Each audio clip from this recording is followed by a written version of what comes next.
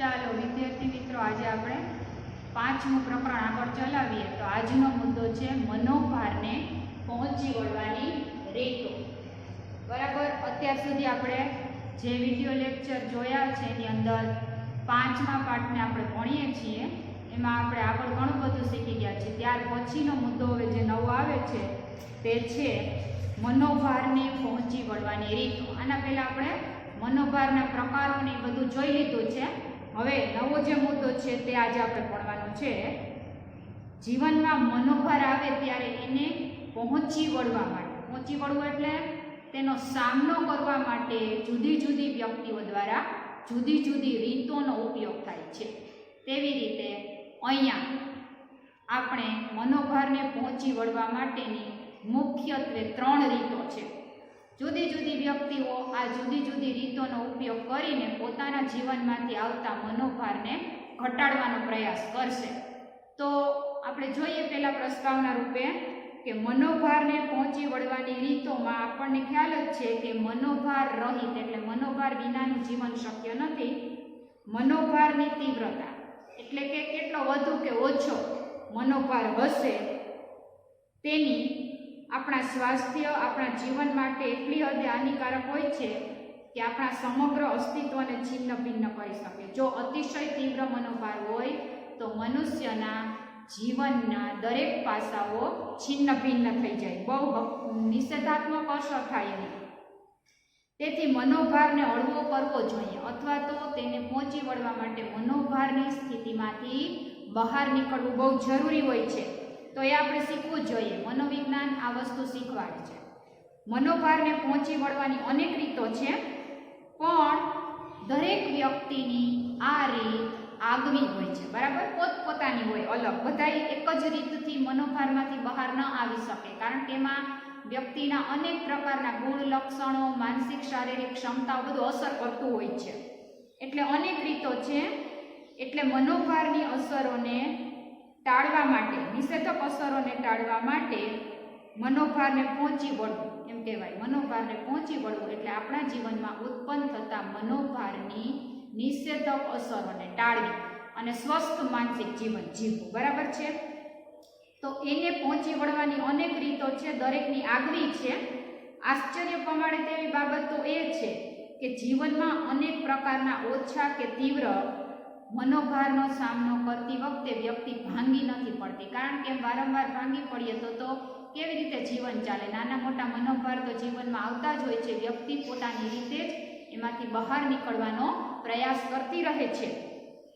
તો મનોભારને પહોંચી વળવા માટે ઘણા બધા લોકો, મોટા ભાગના લોકો સતત પોતાના આંતરબાહ્ય વાતાવરણને તપાસે છે કે શું મારા વાતાવરણમાં કેવા પ્રકારની સમસ્યાઓ ઉપસ્થિત થઈ છે, કેવા પ્રકારના પ્રશ્નો ઉપસ્થિત થયા છે, હું આમાં શું કરી શકું વગેરે વિચારતી જ રહેતી હોય છે. અને એમાંથી બહાર નીકળવાના ઉકેલો શોધવાનો પ્રયાસ કરે છે, જેથી પોતાના જીવનમાં આવતા આવા પરિવર્તનો સાથે વ્યક્તિ સમાયોજન સાધી શકે. આ ઉપરાંત વ્યક્તિત્વના એવા અનેક પરિમાણો છે. પરિમાણ એટલે પાસા કે જેના થકી પણ વ્યક્તિ મનોભારમાંથી બહાર આવી શકે.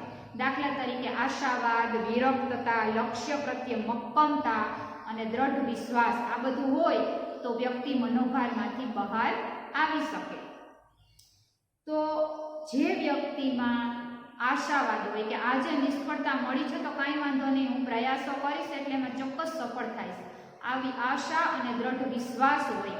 વિરક્તતા એટલે પરિસ્થિતિની બહુ અસર વ્યક્તિ પર ન થાય, આવી સ્થિતિ હોય તો વ્યક્તિ સારી રીતે મનોભારને પહોંચી વળી શકે છે. બરાબર છે? તો સામાન્ય રીતે જ્યારે વ્યક્તિ સામે કોઈ પણ સમસ્યા ઉપસ્થિત થાય ત્યારે વ્યક્તિ એની સમીક્ષા કરશે. સમીક્ષા એટલે આલોચના કરશે, તપાસ કરશે કે અહીંયા આ સ્થિતિ મારા માટે કેટલી હાનિકારક છે કે લાભદાયક છે. બે વસ્તુ વિચારવી પડે. અને જ્યારે પરિસ્થિતિ વિશે વ્યક્તિ વિચારે ત્યારે જેટલું વાસ્તવિક વિચારે એટલું એના માટે સારું હોય છે. અવાસ્તવિક વિચારે, ખોટું વિચારે તો એમાં વ્યક્તિને બહુ સફળતા મળતી નથી. એટલે આપણી સામે ઉપસ્થિત થતી મનોભારજન્ય પરિસ્થિતિમાંથી આપણે કઈ રીતે બહાર નીકળી શકીએ તેનું વાસ્તવિક મૂલ્યાંકન જો કરવામાં આવશે તો આપણે ઝડપથી મનોભાર સહિતની સ્થિતિમાંથી ઝડપથી બહાર આવી જઈશું. તો વ્યક્તિ સામે મનોભારમાંથી નીકળવા માટે અનેક વિકલ્પો હોય છે. એમાંથી કયો વિકલ્પ વધુ શ્રેષ્ઠ એ વ્યક્તિ વિચારશે અને શ્રેષ્ઠ વિકલ્પને પોતે પ્રયોગમાં લેશે, ઉપયોગમાં લેશે અને એના થકી મનોભારમાંથી બહાર નીકળવાનો પ્રયાસ કરશે. તો અહીંયા આપણે જોઈએ તો ઘણી વખત એવું બને છે કે ક્યારેક વ્યક્તિ પોતાની અંદર રહેલી આંતરિક શક્તિઓ કે સૂઝથી જ આમાંથી બહાર આવવાનો ઉકેલ શોધી કાઢે છે. કેટલીક વખત બાહ્ય વાતાવરણમાંથી મદદ પ્રાપ્ત કરીને પણ મનોભારજન્ય સ્થિતિમાંથી બહાર આવે છે. બરાબર છે? તો અહીંયા આપણે એ જ જોવાનું છે કે જ્યારે જ્યારે જરૂર પડે અથવા જીવનું જોખમ ઉત્પન્ન થાય ત્યારે વ્યક્તિ આંતરિક રીતે જ એ સ્થિતિનો સામનો કરવા માટે, એ સ્થિતિથી બચવા માટે પ્રયાસ કરે છે.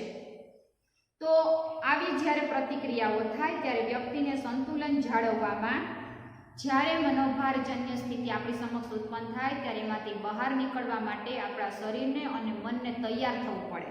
આ શરીરને અને મનને તૈયાર થવા માટે આપણી અંદર શારીરિક અને મનોવૈજ્ઞાનિક પરિવર્તનો થવા જોઈએ. એ થાય, એ બધી આંતરિક પ્રતિક્રિયાઓ છે, આંતરિક પરિવર્તનો છે, એ થાય તો જ વ્યક્તિ આમાંથી બહાર નીકળી શકે. દાખલા તરીકે રડવું.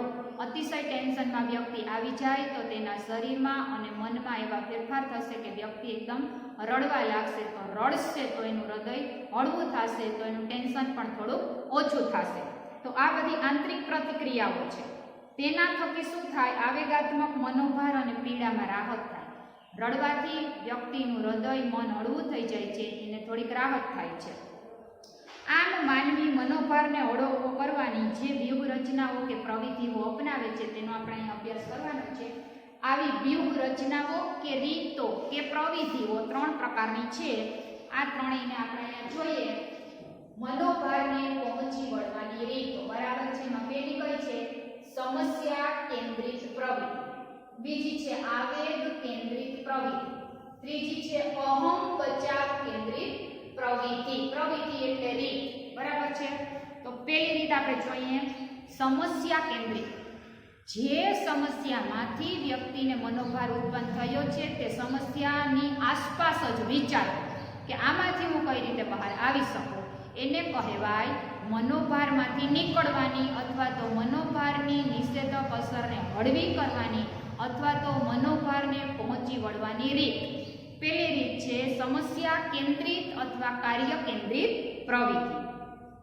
તો આપણે એને વિગતે જોઈએ તો સમસ્યા કેન્દ્રિત પ્રવૃત્તિમાં વ્યક્તિ મનોભારક સાથે પ્રત્યક્ષ કામ પાર પાડે છે. પછી ભલે તે પ્રક્રિયા વર્તન દ્વારા થતી હોય કે સમસ્યા ઉકેલની વાસ્તવિક સ્વરૂપની માનસિક પ્રક્રિયા. ટૂંકમાં અહીં વ્યક્તિ મનોભારજન્ય પરિસ્થિતિની પોતે જ સમીક્ષા કરે છે અને આ પરિસ્થિતિમાંથી બહાર કેવી રીતે આવી શકાય એના વિશેના જ વિચારો કરે છે. અન્ય કોઈ વિચારો કરતી નથી. એટલે અહીં વ્યક્તિ તાર્કિક રીતે પોતાના જીવનમાં આવી પડેલી મનોભારજન્ય સ્થિતિમાંથી બહાર નીકળવાના વિચારો કરે છે. એટલા માટે જ આને કહી શકાય કે સમસ્યા કેન્દ્રિત પ્રવૃત્તિઓ. તો હવે આ પ્રવૃત્તિ છે એ તાર્કિક અને રચનાત્મક પ્રવૃત્તિ છે અને પોતાની જાતને બદલીને પોતાના આસપાસના વાતાવરણ સાથે મેચ થવાનો વ્યક્તિ પ્રયાસ કરે છે. આ સમસ્યા કેન્દ્રિત પ્રવૃત્તિઓ બાહ્ય હોઈ શકે, જેમ કે અભ્યાસનું પર્યાવરણ સુધારવું, અને આ પ્રવૃત્તિઓ આંતરિક પણ હોઈ શકે, જેમ કે પોતાનું મનોવલણ બદલવું. ટૂંકમાં જે પ્રકારની સ્થિતિમાંથી મનોભાર ઉત્પન્ન થયો હોય તે સ્થિતિમાં પરિવર્તન લાવવું જરૂરી હોય, આંતરિક કે બાહ્ય. તો આ બંને પ્રકારના પરિવર્તનો કઈ રીતે લાવી શકાય તેના વિશે વ્યક્તિ પોતે વિચાર કરે છે. એટલે આ જે પહેલી રીત છે સમસ્યા કેન્દ્રિત પ્રવૃત્તિ, એને શું કહેવાય? રચનાત્મક અને તાર્કિક પ્રવૃત્તિ કહેવાય. કે ઉત્પન્ન થયેલી સમસ્યા વિશે યોગ્ય વિચાર કરી એમાંથી બહાર નીકળવા માટે વ્યક્તિ જરૂર હોય તો પોતાનામાં પરિવર્તન કરે છે, પોતાના મનોવલણમાં, માન્યતામાં પરિવર્તન કરે છે અને જરૂર હોય તો આસપાસના વાતાવરણમાં પરિવર્તન કરી અને મનોભારની સ્થિતિમાંથી બહાર નીકળવાનો પ્રયાસ કરતી હોવાથી એને કહેવાય સમસ્યા કેન્દ્રિત પ્રવૃત્તિઓ. હવે આની અંદર પણ વ્યક્તિ 3 રીતે અલગ અલગ રીતે પ્રતિક્રિયાઓ કરે છે. એમાં પહેલી પ્રતિક્રિયા છે કે સમસ્યાનો સામનો કરવો, પીછેહઠ ન કરવી, જે સમસ્યા જીવનમાં આવી છે તેનો પ્રત્યક્ષ રીતે સામનો કરવો, જોખમને દૂર કરવું, જોખમની અસર નબળી પાડવી વગેરે. દાખલા તરીકે જો પરીક્ષામાં ફેલ થયા હોય તો ફરીથી પરીક્ષા આપવી અને નિરાશ ન થવું. એટલે જે સમસ્યા છે એનો સામનો કરવો. એટલે પહેલું આવશે સમસ્યાનો સામનો કરવો. બીજું છે સમસ્યાથી વિમુખ થઈ જવું, એટલે કે એ સમસ્યા જે ઉત્પન્ન થઈ છે એનો સામનો ન કરવો અને એનાથી વિમુખ થઈ જવું. દાખલા તરીકે જો પરીક્ષામાં નાપાસ થયા હોય તો વ્યક્તિ છે તે પરીક્ષા આપવાનું છોડી દે, સમસ્યાનો સામનો કરવાનું છોડી દે અને પરીક્ષા ન આપે, ભણવાનું જ છોડી દે. એટલે જેમાંથી સમસ્યા ઉત્પન્ન થઈ સમસ્યા પાસે જવું જ નહીં, એમ સમસ્યાથી વિમુખ થઈ જવું. ત્યાર પછી ત્રીજું છે કે આ બે નહીં, સમસ્યાનો સામનો ન કરે, સમસ્યાથી વિમુખ ન થાય, એ બે સિવાયનો ત્રીજો જ માર્ગ અપનાવીને પણ વ્યક્તિ મનોભારમાંથી મુક્ત થવાનો પ્રયાસ કરે છે. તો અહીંયા ઉદાહરણ આપ્યું છે કે ભણવામાં નાપાસ થયેલો વિદ્યાર્થી છે તે કોઈ ત્રીજું જ કાર્ય કરવા લાગે છે કે સંગીતમાં રસ લેવા માંડે કે રમતગમતમાં રસ લેવા માંડે. એટલે ફરીથી પરીક્ષા દેવાની જરૂર નહીં, ભણવાનું છોડવાનું એ વિકલ્પની જરૂર નહીં અને ત્રીજો જ વિકલ્પ અપનાવી લે છે. તો અહીંયા સમસ્યા કેન્દ્રિત પ્રવૃત્તિમાં 3 પ્રવૃત્તિઓ છે: સમસ્યાનો સામનો કરવો, સમસ્યાથી વિમુખ થવું અને ઉપરના 2 સિવાય કોઈ ત્રીજો વિકલ્પ પસંદ કરવો. ટૂંકમાં આ 3 રીતે વ્યક્તિ મનોભારજન્ય સ્થિતિમાંથી બહાર નીકળવાનો પ્રયાસ કરે છે. ત્યાર પછી આપણે બીજું જોવાનું છે આવેગ કેન્દ્રિત પ્રવૃત્તિ. આવેગ એટલે આપણા લાગણીઓ અને ભાવો. આવેગ કેન્દ્રિત પ્રવૃત્તિમાં વ્યક્તિ શું કરશે? મનોભારજન્ય પરિસ્થિતિમાં પરિવર્તન નહીં કરે, પણ પોતાની લાગણીઓ અને આવેગોમાં ફેરફાર કરી અને મનોભારજન્ય સ્થિતિમાંથી બહાર આવવાનો પ્રયાસ કરશે. આ અભિગમ સમસ્યા કેન્દ્રિત નથી, પણ કેવો છે? ઉપાય કેન્દ્રિત. અહીંયા મનોભારમાંથી બહાર નીકળવાનો ઉપાય કરવામાં આવે છે. એટલા માટે અહીંયા સમસ્યા વિશે નથી વિચારતી વ્યક્તિ, પણ એ મનોભારને કારણે પોતાની લાગણીઓ અને આવેગો ઉપર જે નિષેધક અસર થઈ છે એમાંથી બહાર આવવા માટે પોતાની લાગણીઓ અને આવેગોમાં જ પરિવર્તન લાવવાનું વ્યક્તિ સ્વીકારી લે છે.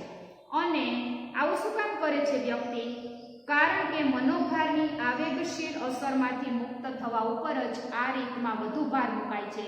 એટલા માટે અહીંયા આ જે રીત છે તે ઉપાય કેન્દ્રિત રીત છે, સમસ્યા કેન્દ્રિત રીત નથી. અહીંયા ઉપાય વ્યક્તિ ઉપાય વિચારે છે કે કઈ રીતે આવેગો અને લાગણીઓમાં ફેરફાર કરીને હું આ સ્થિતિમાંથી બહાર નીકળી શકું.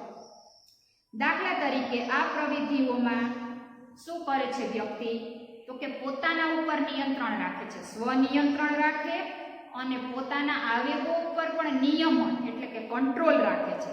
અને એ રાખવું બહુ જરૂરી છે. દાખલા તરીકે ચિંતા, હતાશા, ક્રોધ અને અન્ય આવેગો ઉપર નિયંત્રણ રાખવું. વારંવાર મનોભારને કારણે ચિંતા ઉત્પન્ન થતી હોય, ક્રોધ આવી જતો હોય, હતાશ થઈ જવાતું હોય, તો આ બધા જે આપણા લાગણીઓ અને ભાવો નિષેધક છે એના ઉપર આપણે કંટ્રોલ રાખતા શીખવું જોઈએ. તો આ કરવું બહુ જરૂરી છે મનોભારની સ્થિતિમાંથી નીકળવા માટેના ઉપાય તરીકે. તો આ સમયે વ્યક્તિ શું કરે? પોતાના આવા નિષેધક આવેગો જાહેરમાં વ્યક્ત ન થઈ જાય તે માટે વ્યક્તિ અન્ય પ્રવૃત્તિઓ કરવા લાગે છે. બરોબર છે? તો આ જે છે તે આવેગ કેન્દ્રિત પ્રવૃત્તિ છે કે અહીંયા સમસ્યા ક્યારેક આવી આવેગ કેન્દ્રિત પ્રવૃત્તિઓ અપનાવવાથી સમસ્યાનો ઉકેલ કદાચ ન પણ મળે, પણ થોડા સમય પૂરતી તો વ્યક્તિ મનોભારજન્ય સ્થિતિમાંથી બહાર આવી શકે છે. દાખલા તરીકે બહુ મનોભાર હોય ત્યારે વ્યક્તિ કંઈક પિક્ચર જોવા જાય, કંઈ ટીવીના પ્રોગ્રામ જોવે, કોઈ સંગીતના કાર્યક્રમ માણે કે દીવા સ્વપ્નમાં રાચે. આવું બધું થોડાક સમય પૂરતું વ્યક્તિને પોતાને ખુશ કરવા માટે આવા કેટલાક ઉપાયો વ્યક્તિ અજમાવતી હોય છે. એટલે આ આવેગ કેન્દ્રિત જે પ્રવૃત્તિ છે તે મનોભારને પહોંચી વળવા માટેનો એક ઉપાય કેન્દ્રિત પ્રયુક્તિ છે અથવા તો રીત છે. ત્યાર પછી એક ત્રીજી રીત છે અહમ બચાવ કેન્દ્રિત પ્રવૃત્તિ. અહમ એટલે પોતાની જાતને સમસ્યાથી બચાવવાની એક રીત. તો અહીંયા અહમ બચાવ કેન્દ્રિત પ્રવૃત્તિઓ માટે મનોવિજ્ઞાનમાં બચાવ પ્રયુક્તિઓ શબ્દ છે. બચાવ પ્રયુક્તિઓને સાદી ભાષામાં બહાના કહી શકાય. જે સ્થિતિમાંથી આપણને નિષ્ફળતા મળી છે એ સ્થિતિ માટે આપણો કદાચ કાંઈ વાંક હોય તો આપણે આપણો વાંક ન જોતા પરિસ્થિતિનો કે અન્ય વ્યક્તિઓનો બાહ્ય પરિબળોનો વાંક જોઈએ છીએ, બહાનાઓ કાઢીએ છીએ, એને બચાવ પ્રયુક્તિઓ કહેવાય. તો ઘણી વખત મનોભારજન્ય સ્થિતિમાંથી બહાર નીકળવા માટે વ્યક્તિઓ આવી બચાવ પ્રયુક્તિઓનો આશ્રય લઈને પણ મનોભારને હળવો કરવાના પ્રયાસ કરે છે. આ પ્રવિધિઓ દ્વારા મુખ્યત્વે પોતાની જાતને બચાવવાનો અને આવેગાત્મક હાનિ અને અવમૂલ્યાંકનથી વ્યક્તિ બચી શકે તે માટેનો પ્રયાસ છે. બરાબર. વ્યક્તિને મનોભારને કારણે આવેગાત્મક હાનિ ન થાય અને અવમૂલ્યાંકન એટલે નબળું કે ખોટું મૂલ્યાંકન પોતાનું ન થાય તે માટે પોતાની જાતને બચાવવા માટે અહીંયા વ્યક્તિ આવી અહમ બચાવ કેન્દ્રિત પ્રવિધિઓનો ઉપયોગ કરે છે. આ પ્રવિધિઓ શીખેલી પણ હોય છે, એને કારણે ટેવ બની અને કેટલીક વાર અભાનતાની કક્ષાએ પણ કાર્ય કરે છે. બચાવ પ્રયુક્તિઓના ઘણા બધા મનોવિજ્ઞાનમાં પ્રકાર છે, જેમ કે દમન, ઈચ્છાઓને દબાવવી, ઉર્ધ્વીકરણ એટલે પોતાની પ્રગતિ કરવી, જ્યાં નિષ્ફળતા મળી છે તે માર્ગ છોડી અને બીજો માર્ગ અપનાવી અને વિશેષ સારા લક્ષ્યને પ્રાપ્ત કરવું, પોતાની જાતનું ઉર્ધ્વીકરણ કરવું. યૌક્તિકીકરણ એટલે બહાનાઓ બતાવવા, પ્રક્ષેપણ એટલે બીજા ઉપર દોષારોપણ કરવું વગેરે જેવી બચાવ પ્રયુક્તિઓ વ્યક્તિઓ અપનાવે છે. આવી અહમ બચાવ કેન્દ્રિત પ્રવિધિઓમાં વાસ્તવિકતા નથી હોતી, એમાં મોટે ભાગે બધું ખોટું જ હોય છે. જેને કારણે જો વ્યક્તિ વધુ પડતી આવી બચાવ પ્રયુક્તિઓનો ઉપયોગ કરશે મનોભારજન્ય સ્થિતિને ટાળવા માટે, તો મનોભારજન્ય સ્થિતિમાંથી વ્યક્તિ બહાર નહીં આવી શકે પણ વધુ ને વધુ કુસમાયોજનનો ભોગ બનશે. તો આ રીતે આ હતી ત્રીજી અહમ બચાવ કેન્દ્રિત પ્રવિધિની મદદથી મનોભારમાંથી બહાર નીકળવા માટેનો પ્રયાસ.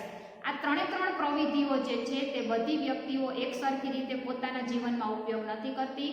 જેની જે પ્રકારની આવડત કે ક્ષમતા હશે તે પ્રકારે જુદી જુદી વ્યક્તિઓ મનોભારનો સામનો કરતી વખતે આ ત્રણમાંથી કોઈ પણ એક કે ત્રણેય કે કોઈ પણ બે એવી રીતે ઉપયોગ કરીને પોતાના જીવનમાંથી મનોભારની નિષેધક અસરોમાંથી બહાર આવવાનો પ્રયાસ કરશે.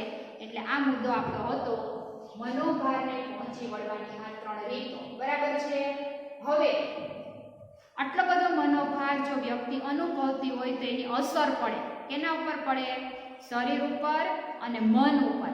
તો હવે આના પછીનો જે આપણો મુદ્દો છે એ આપણે ભણવાનો છે મનોભારની અસરો. મનોભારની બે પ્રકારની અસર છે, શારીરિક અસરો થાય છે અને મનોવૈજ્ઞાનિક અસરો પણ થાય છે. તો પહેલા આપણે શારીરિક અસરો જોવાની છે. શારીરિક અસરોમાં બે પેટા વિભાગ છે.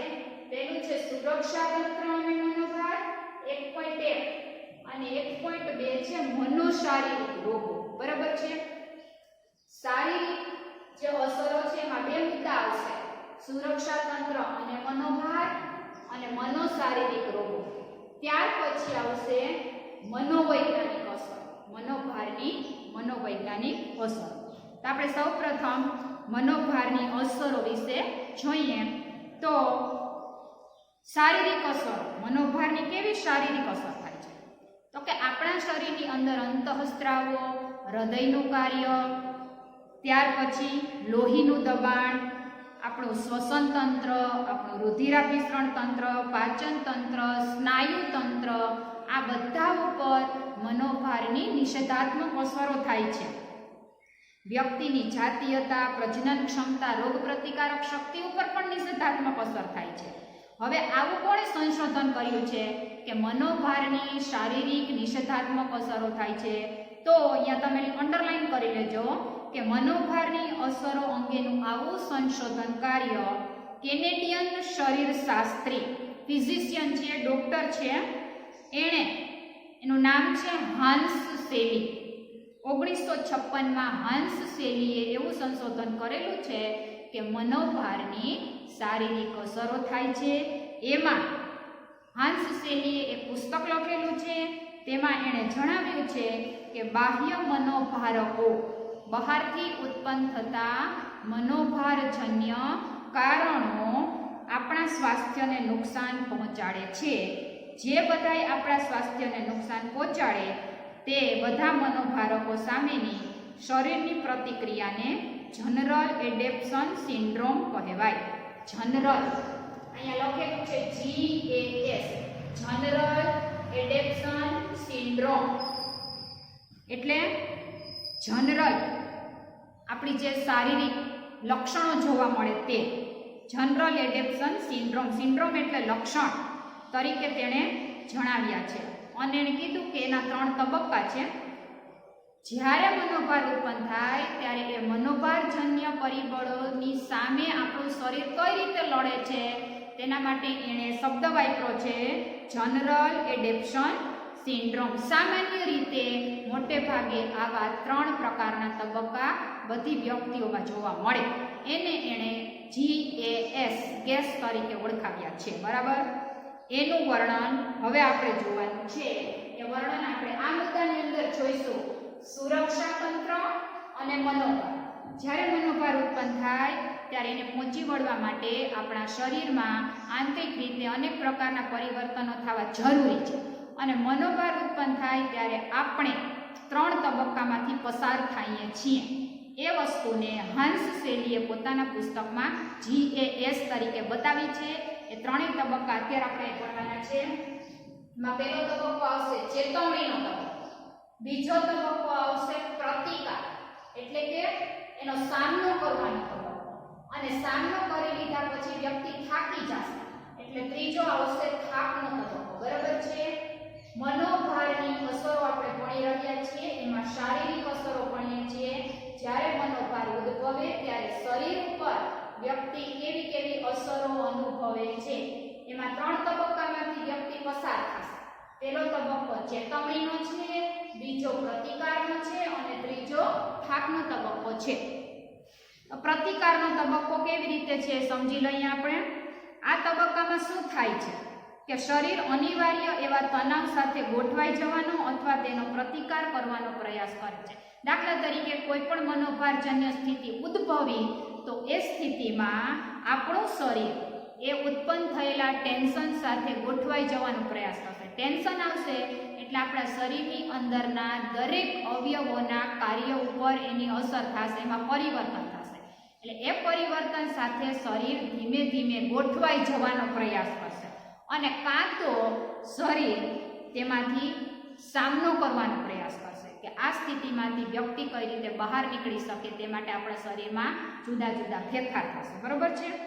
આ તબક્કામાં શારીરિક પરિવર્તનો આપણા શરીરની અંદર ચાલુ જ રહે છે, પરંતુ તે શરીરને બીજા ભારકોનો સામનો કરવામાં નબળું પાડે.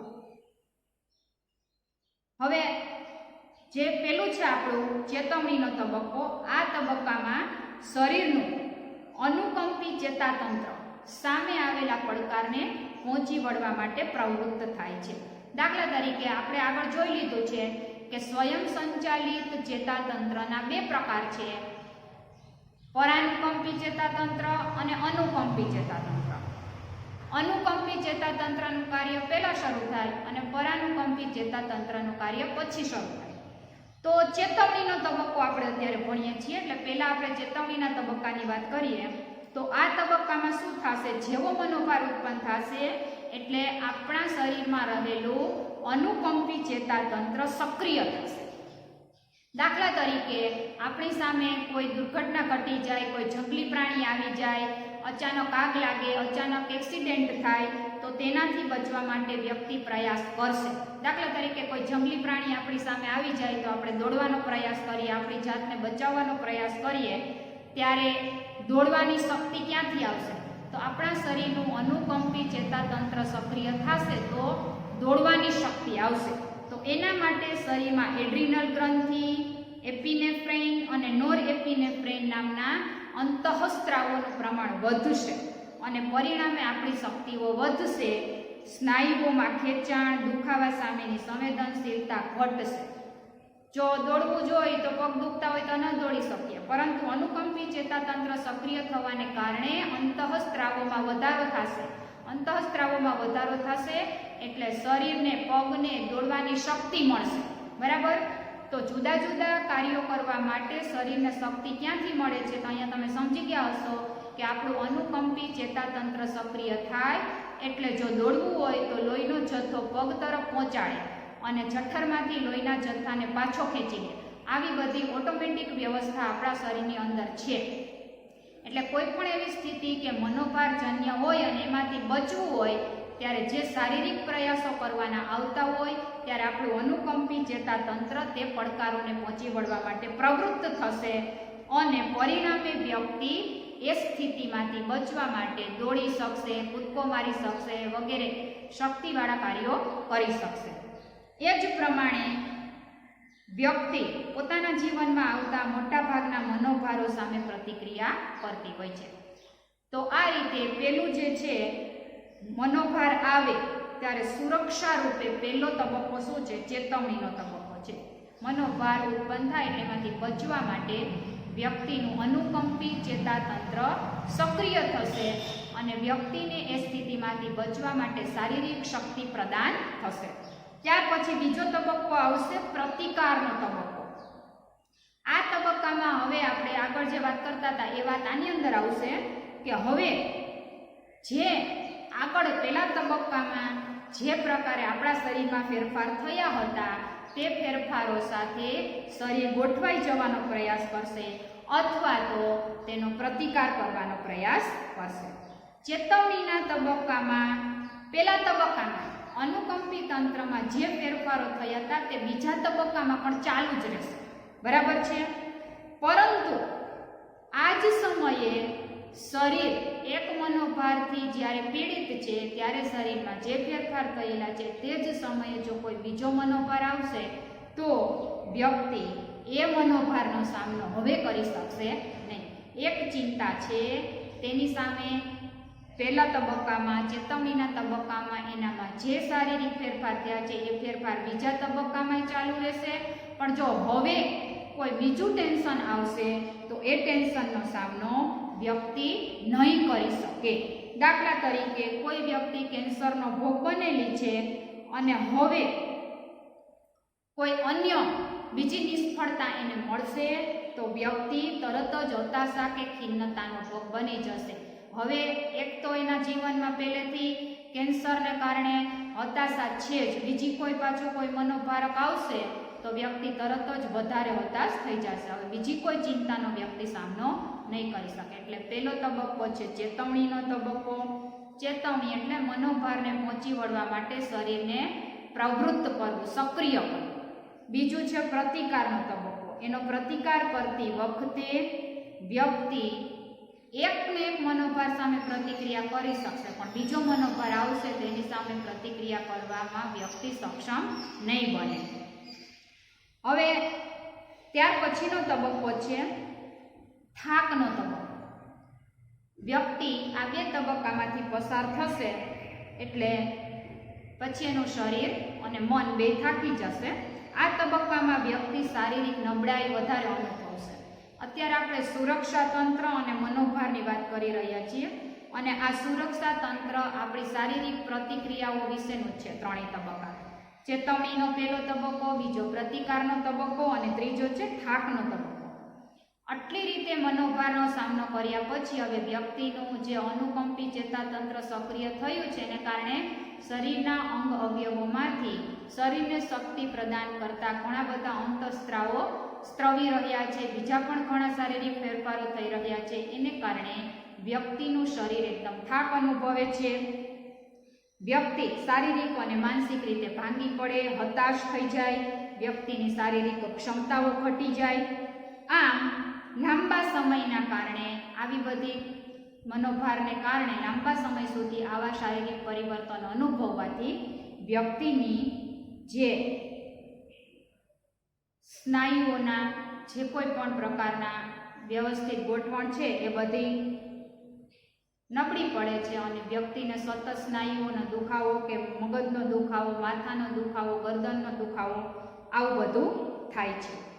પાચનની તકલીફ થાય, અનેક પ્રકારની તકલીફો થાય છે. તો ત્રીજા તબક્કામાં જે થાકનો તબક્કો છે એમાં વ્યક્તિને અનેક પ્રકારની શારીરિક તકલીફો ઉત્પન્ન થશે. શા માટે? મનોભાર સામે લડવાને કારણે એના શરીરમાં જે ફેરફારો થયા છે એનાથી વ્યક્તિ થાકી જાય છે. એટલે ત્રીજો તબક્કો છે થાકનો તબક્કો. આમ મનોભારની અસરોમાં, શારીરિક અસરોમાં પેલું હતું સુરક્ષા તંત્ર અને મનોભાર. એમાં 3 પ્રકારના તબક્કા હતા. પેલો ચેતવણીનો તબક્કો, જેમાં અનુકંપી તંત્ર સક્રિય થાય છે. બીજો પ્રતિકારનો તબક્કો હતો, જેમાં પહેલા તબક્કામાં થયેલા શારીરિક પરિવર્તનો યથાવત રહે છે અને આ જ સમયે બીજો કોઈ મનોભાર આવે તો વ્યક્તિ તેનો સામનો નહીં કરી શકે.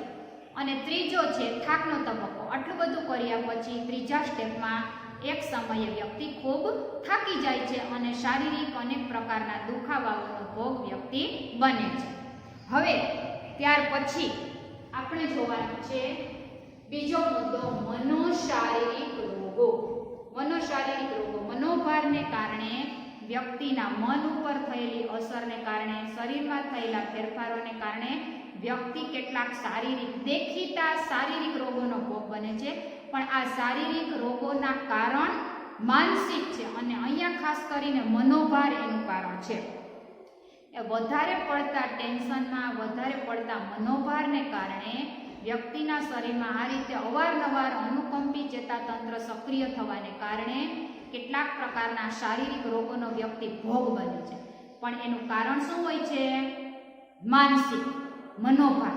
એટલે એનું નામ આપ્યું છે મનોશારીરિક રોગો.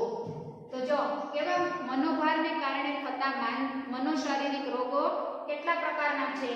પહેલું છે હૃદય રોગો થાય. હૃદય સંબંધી કોઈ પણ રોગ થઈ શકે અને બ્લડ પ્રેશર થાય, લોહીનું દબાણ વધે અથવા ઘટે. ત્યાર પછી દમ, શ્વાસ સંબંધી રોગ થાય, દમ.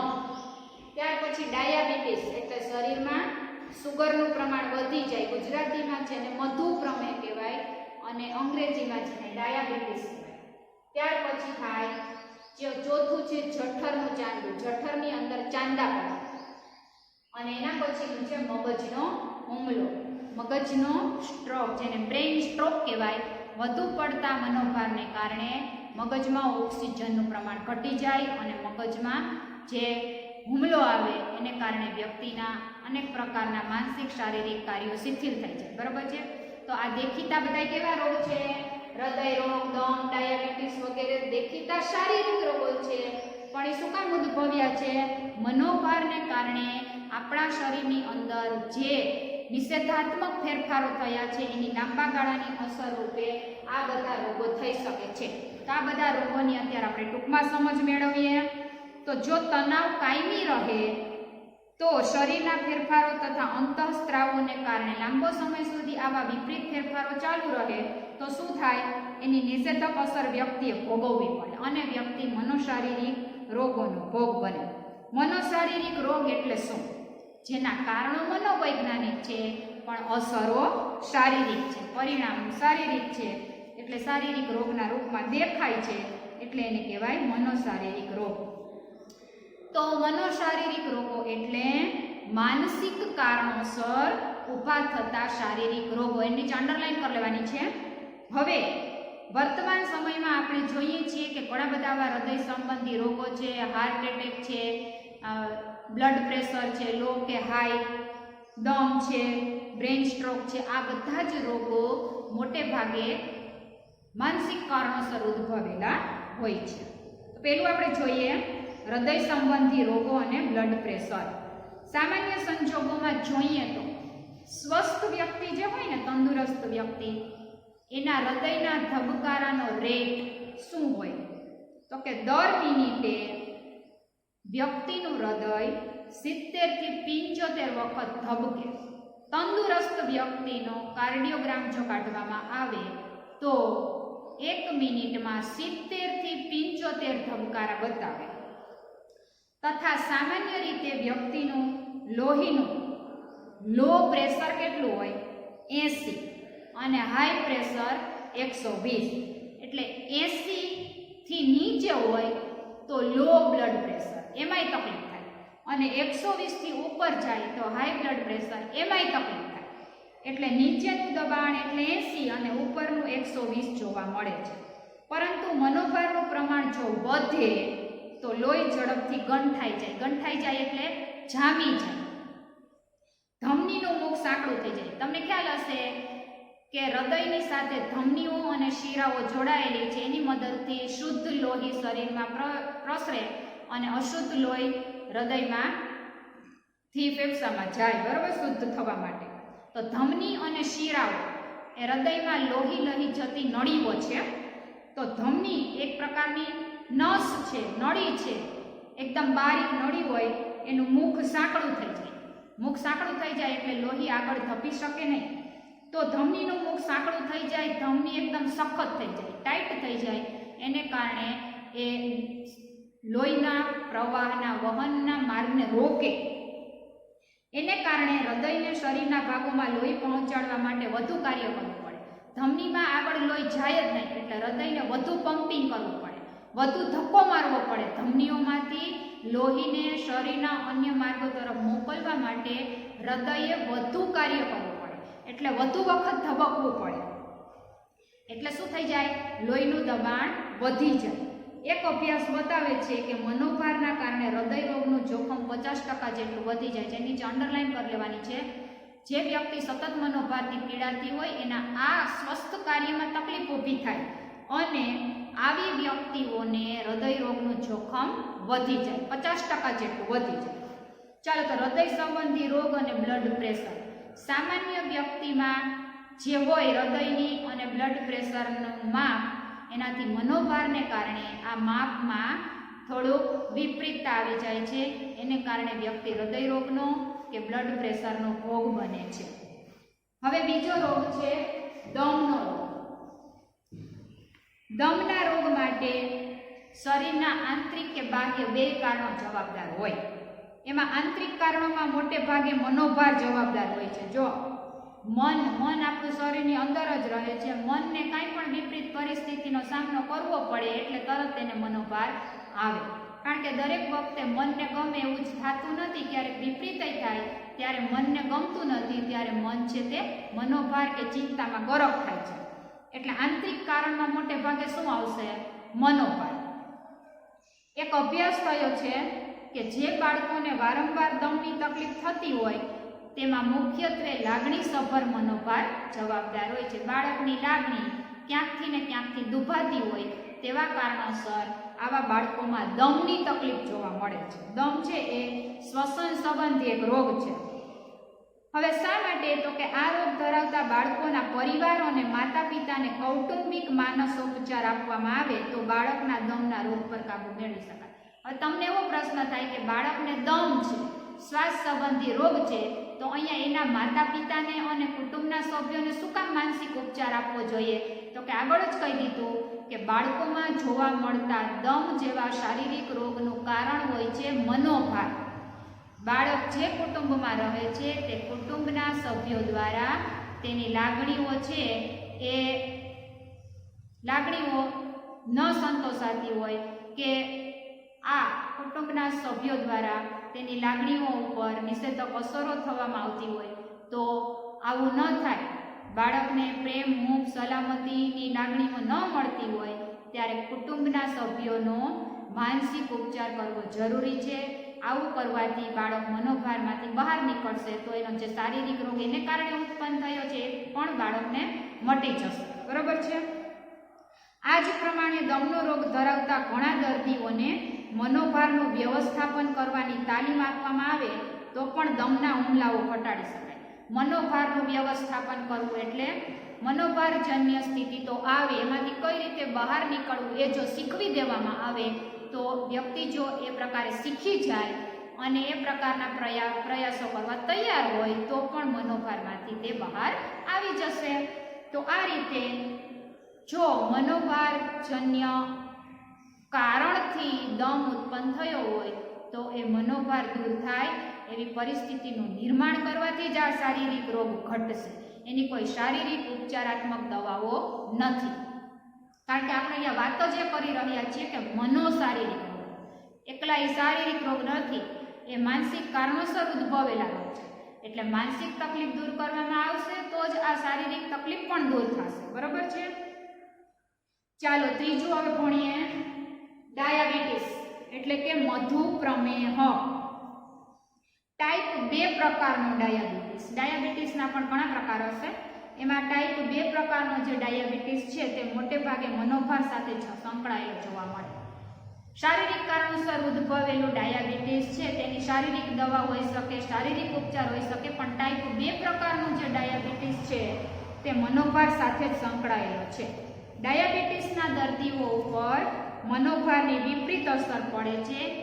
તેને કારણે તેના સ્વાદુપિંડની કાર્યક્ષમતા પર અસર કરતા ઇન્સ્યુલિન યોગ્ય માત્રામાં ઉત્પન્ન થતું નથી અને લોહીમાં ગ્લુકોઝના પ્રમાણમાં વધઘટ થાય છે.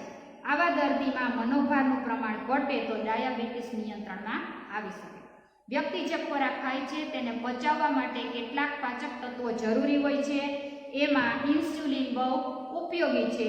હવે ઇન્સ્યુલિનનું પ્રમાણ બરાબર ન ઉત્પન્ન થાય શરીરમાં તો પાચન સંબંધી અનેક રોગો થાય. વ્યક્તિ ખોરાકમાં જે મીઠાશનું પ્રમાણ લે છે, સાકરનું પ્રમાણ લે છે, એ ઇન્સ્યુલિન ઉત્પન્ન ન થતું હોવાને કારણે પચશે નહીં.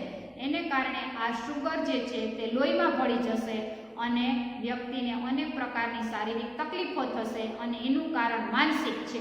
એટલે વધુ મનોભાર વધી જવાને કારણે સ્વાદુપિંડ ઉપર એની નિષેધક અસર થશે. સ્વાદુપિંડમાંથી ઇન્સ્યુલિન યોગ્ય માત્રામાં ઉત્પન્ન નહીં થાય અને વ્યક્તિના લોહીમાં સુગર ભળી જશે. સુગરનું જે પાચન તંત્રમાં થઈ જવું જોઈએ તે નહીં થાય. એનું કારણ શું છે કે એને પચાવનાર ઇન્સ્યુલિન નામનું પાચક તત્વ સ્વાદુપિંડમાં ઉત્પન્ન થતું નથી. એની માત્રામાં ઘટાડો થઈ જાય છે અને એનું કારણ મનોભાર છે.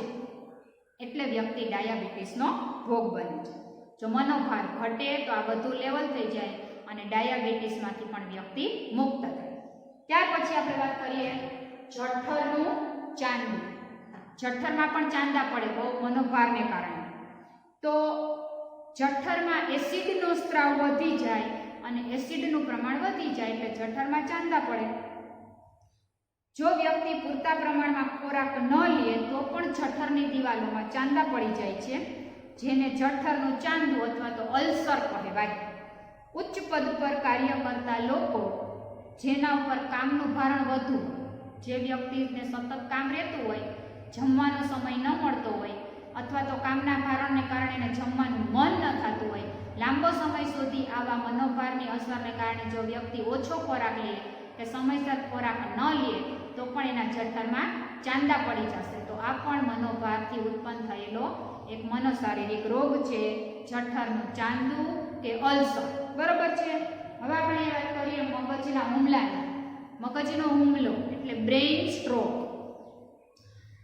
મનોભારજન્ય સ્થિતિમાં મગજને મળતો લોહીનો પુરવઠો અવરોધાય કે ઘટી જાય તો મગજનો હુમલો થાય. મગજને પોતાનું કાર્ય કરવા માટે પૂરતો લોહીનો જથ્થો જોઈએ.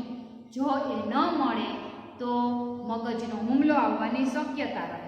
એમાં મગજને ઓક્સિજન કે જરૂરી તત્વો ન મળતા મગજના કોષો નુકસાન પામે છે અને મગજના કોષો નુકસાન પામે એટલે એ કોષો જે કંઈ પણ કાર્ય કરતા હોય તે બધા કાર્યો અટકી પડે, જેને કારણે ધમનીમાં અવરોધ અથવા મગજને લોહી પહોંચાડતી નળીમાં હેમરેજ જોવા મળે. હેમરેજ એટલે ત્યાંથી એ નસો ફાટી જાય.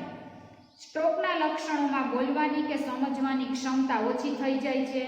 હાથ પગ કે ચહેરાને લકવો થઈ જાય. પેરેલિસિસનો જે હુમલો આવે છે એ બ્રેઇન સ્ટ્રોકને પરિણામે જ આવે છે, કારણ કે આપણું બ્રેઇન આપણા શરીરના બધા અવયવોને હેન્ડલ કરે છે. એમાં કાંઈ પણ તકલીફ થાય એટલે મગજનો એ ભાગ જે શરીરના કાર્યો સાથે સંકળાયેલો હશે તે કાર્યોમાં નુકસાન થશે. તે કાર્યો વ્યક્તિ નહીં કરી શકે.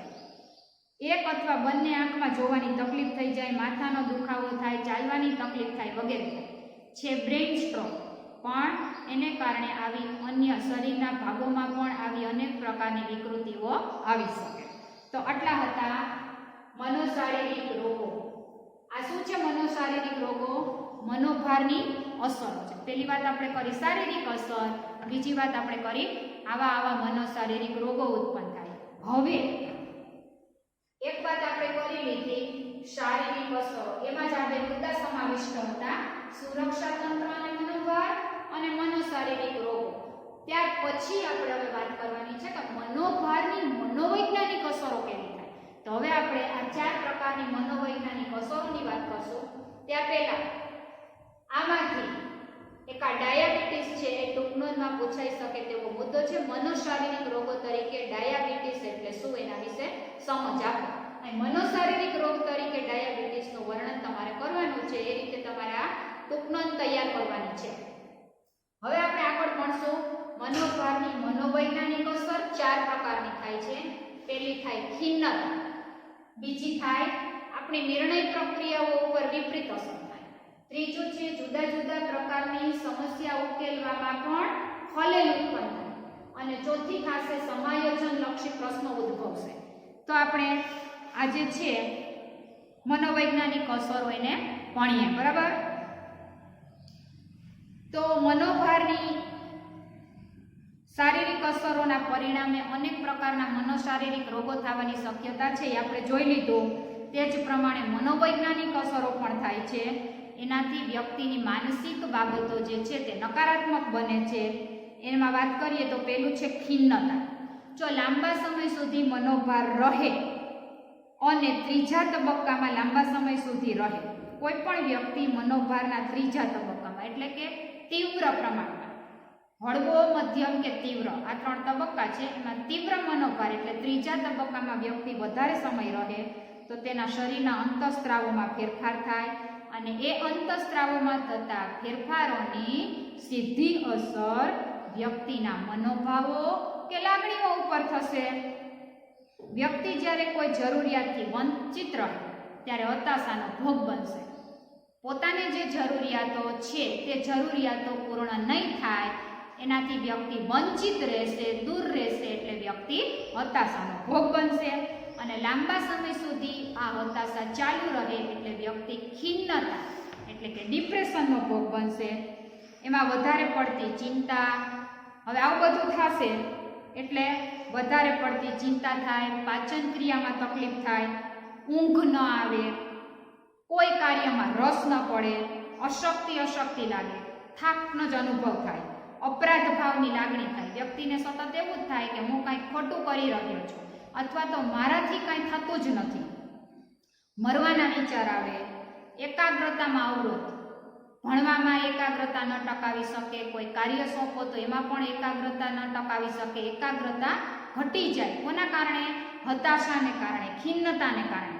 હવે આ બધું જો ખૂબ વધે તો વ્યક્તિમાંથી જીવનનો રસ જ દૂર થઈ જાય છે. વ્યક્તિને કોઈ પણ સારી બાબતમાં, આનંદિત પ્રસંગોમાં પણ આનંદ આવતો નથી. વ્યક્તિ પ્રવૃત્તિઓથી દૂર રહેવાનું લક્ષણ વિકસાવે, ખાવા પીવાનું એને મન ન થાય એટલે એના વજનમાંય ઘટાડો થઈ જાય, સ્પષ્ટ વિચારવાની શક્તિ પણ ઘટી જાય. વ્યક્તિને સતત એવું લાગે કે પોતે નિરર્થક છે, નકામો છે. મૃત્યુ કે આત્મહત્યાના વિચારોનું પ્રાધાન્ય વધી જાય. તો અત્યારે આવા કેસીસ ઘણા બધા દુનિયામાં જોવા મળે છે કે વ્યક્તિ જો પોતાને મળતી નિષ્ફળતાઓને ન પચાવી શકે તો બહુ મનોભારના તીવ્ર લાસ્ટ 3rd સ્ટેજમાં જો આવી જાય તો વ્યક્તિ એકદમ ખિન્ન થઈ જાય અને આટલા પ્રકારના લક્ષણો વ્યક્તિમાં જોવા મળે, અને છેવટે તો વ્યક્તિ પોતે આત્મહત્યા કરવાનો પણ પ્રયાસ કરે, આત્મઘાત કરવાનો પણ પ્રયાસ કરે, એટલી પોતાની જાતને નકામી સમજવા લાગે છે. તો આ છે મનોવૈજ્ઞાનિક અસર છે ખિન્નતા. એ ખિન્નતા એટલે ડિપ્રેશન અત્યારનો બહુ મોટો રોગ છે. ભારત કરતાં વિદેશમાં આનું પ્રમાણ વધારે છે. ત્યાર પછી બીજું જોઈએ તો નિર્ણય પ્રક્રિયા ઉપર અસર. મનોભારને કારણે વ્યક્તિની જુદા જુદા પ્રસંગોમાં નિર્ણય લેવાની જે ક્ષમતા છે તે અવરોધાય છે. એમાં વ્યક્તિ પાછી પડે છે. કોઈ પણ સ્થિતિ ઉત્પન્ન થાય ત્યારે વ્યક્તિ યોગ્ય નિર્ણય નથી લઈ શકતી. નિર્ણય લેવા માટે પરિસ્થિતિનું વાસ્તવિક મૂલ્યાંકન કરવું પડે, પોતાનું યથાર્થ એટલે સાચે સાચું પ્રત્યક્ષીકરણ કરવું પડે. એના આધારે વ્યક્તિ નિર્ણય લેવા માટે સ્વસ્થ અને શાંત સર્વગ્રાહી રીતે વિચારે તે જરૂરી હોય છે.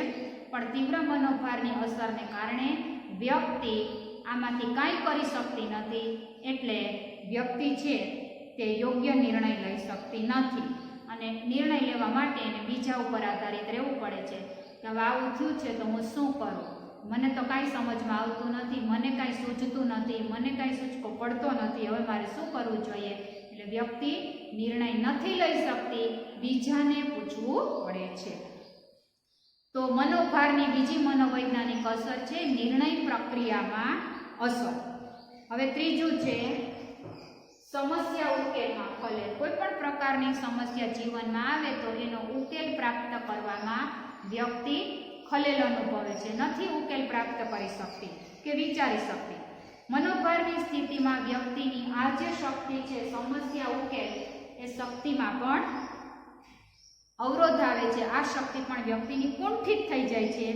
સમસ્યા ઉકેલ માટે વિચાર કરવો, તેના વિધાયક અને નિષેધક પરિણામો વિચારવા, કઈ રીતે પ્રયત્નો વધારવા, કઈ રીતે ભૂલો શોધવી અને સુધારવી, આ બધું જરૂરી હોય છે. કોઈ પણ જીવનમાં સમસ્યા આવે ત્યારે એનો ઉકેલ મેળવવા માટે આપણે આ બધું વિચારવું પડે છે. પણ મનોભારનો સામનો કરતી વ્યક્તિ આવું બધું નથી વિચારી શકતી. પરિણામે પરિસ્થિતિનું અયોગ્ય મૂલ્યાંકન કરે છે અને આ પ્રકારની સ્થિતિમાંથી બહાર નથી આવી શકતી. એટલે સમસ્યા ઉકેલ પ્રાપ્ત કરવામાં વ્યક્તિ ડિસ્ટર્બ થઈ જાય છે. ત્યાર પછીનું ચોથું છે સમાયોજન લક્ષી પ્રશ્નો. સમાયોજન એટલે પોતાની આસપાસના વાતાવરણ સાથે એડજસ્ટ થવું, અનુકૂલિત થવું. તીવ્ર મનોભારની સ્થિતિને કારણે વ્યક્તિ પોતાના આસપાસના વાતાવરણ સાથે સમાયોજિત થઈ શકતી નથી અને સમાયોજન ન થવાના પ્રશ્નો ઉપસ્થિત થાય છે. સમાયોજન એટલે બદલાતા જતા વાતાવરણ સાથે આપણી જાતને ગોઠવવી. હવે મનોભારને કારણે વ્યક્તિ બદલાતા જતા વાતાવરણ સાથે પોતાની જાતને નહીં ગોઠવી શકે, આટલી ક્ષમતા વ્યક્તિમાં નથી હોતી. તીવ્ર મનોભાર ધરાવતી વ્યક્તિમાં અનેક પ્રકારના મનોશારીરિક પરિવર્તનોને કારણે તેની શક્તિ, કાર્યક્ષમતા, વિચારવાની ક્ષમતા, આત્મવિશ્વાસ વગેરે ઉપર નકારાત્મક અસર થાય છે. એટલે સ્થગિતતા અનુભવાય. સ્થગિતતા એટલે વ્યક્તિ જ્યાં હોય ત્યાં રોકાઈ જાય છે, અન્ય કોઈ પણ પ્રક્રિયાઓ કરી શકતી નથી. અવરોધાય, અડચણ આવે છે. જીવનમાં આવતા નાના નાના પરિવર્તનોને પણ આવી મનોભારથી પીડાતી વ્યક્તિ સહન નથી કરી શકતી. તેનું લાગણી તંત્ર અત્યંત ઉત્તેજિત હોય છે. એક તો મનોભાર હોય છે એટલે એની લાગણીઓ પહેલેથી જ ખૂબ જ વધારે ઉત્તેજિત હોય છે. એટલે ભય, ચિંતા, આશંકાના કારણે ભયથી પીડાતી હોય, શંકા કુશંકાઓથી પીડાતી હોય, એને કારણે નવી નવી પરિસ્થિતિ ઉત્પન્ન થાય તેમાં ફેરફાર પોતાનામાં કરી શકતી નથી. આથી અનેક પ્રકારની સમાયોજન લક્ષી સમસ્યાઓ ઊભી થાય અને સમાજમાં સરળતાથી સમાયોજન સાધી શકાતું નથી. તો તમે જોયું હશે કે આ એક મનોભાર, જેને સ્ટ્રેસ, ટેન્શન કે તણાવ કહેવાય છે, તેને કારણે કેટલા શરીરમાં ફેરફારો થાય છે, કેટલા મનમાં ફેરફારો થાય છે, એની કેવી શારીરિક અસરો છે, કેવી મનોશારીરિક અસરો છે અને કેવી મનોવૈજ્ઞાનિક અસરો છે તે તમે જોયું હશે. આ બધા પાઠના મુદ્દાઓની આપણે ચર્ચા કરી એની અંદર. તો મનોભાર છે તે કોઈ રીતે સારો નથી. હળવો મનોભાર જરૂરી છે. એમ કીધું તો આગળ કે હળવો મનોભાર હોય તો વ્યક્તિ પોતાના કાર્યો સારી રીતે કરી શકે. પણ બહુ તીવ્ર મનોભારની સ્થિતિમાં લાંબો સમય જો કોઈ પણ વ્યક્તિ રહેતી હોય કે રહેવું પડતું હોય તો એને કારણે વ્યક્તિના શરીર અને મન ઉપર આવી અનેક પ્રકારની નિષેધક અસરો થશે. એટલે એમાંથી બચવા માટેના મનોવિજ્ઞાન જે કોઈ પણ ઉપાયો સૂચવે છે તે ઉપાયોનું પાલન વ્યક્તિએ કરવું જોઈએ, તે ઉપાયો શીખવા જોઈએ. અથવા તો જે કોઈ પણ સાયકિયાટ્રિસ્ટ હોય, મનોવૈજ્ઞાનિક સલાહકાર હોય, તેની સલાહ લઈને આમાંથી બચવાના ઉપાયોનો વહેલી તકે વ્યક્તિએ ઉપાય વિચારી લેવો જોઈએ. તો એ આ સ્થિતિમાંથી બચી શકશે. આટલું અહીંયા આપણે રાખીએ છીએ. આના પછી માનસિક સ્વાસ્થ્યનો મુદ્દો છે એ આના પછીના લેક્ચરમાં આપણે ભણશું. બરાબર.